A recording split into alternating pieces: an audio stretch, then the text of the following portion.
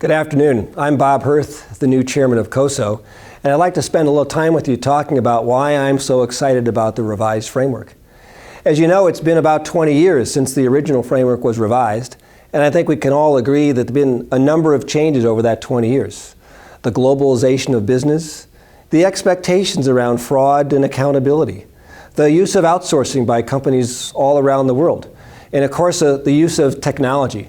All those changes in the environment have been considered as we've moved from the original framework developed in 1992 to the framework just recently released here in May of 2013.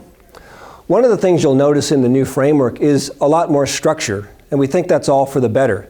Many of you may have already heard of the 17 principles that have now been laid out in the revised internal control framework. We think this is a great way for people to think about internal control, and with the group of experts we used and the excellent cooperation and support we got from PricewaterhouseCoopers, really think we have a workable model for all organizations.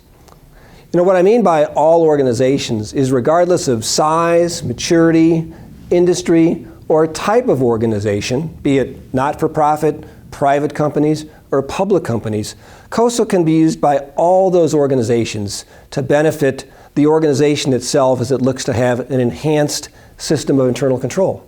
And it's not just every kind of organization as well. It's a model that every company can use wherever they operate. If they operate in one location, that's fine.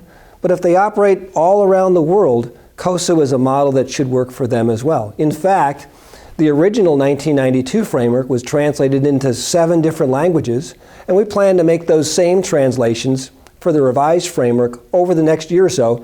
And in fact, we're going to add some more languages to that. So the challenge that I have for you is firstly to get the executive summary of the framework and read it. Try to understand some of the concepts and the revisions that have been made.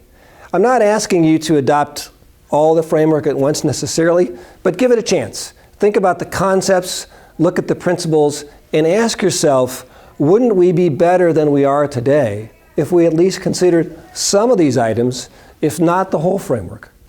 I also think a very important part of the revision is to continuously broaden the framework.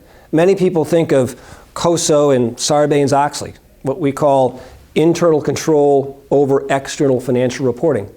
COSO was never designed to be just that. It's really designed to be a broad framework to cover all aspects of an organization.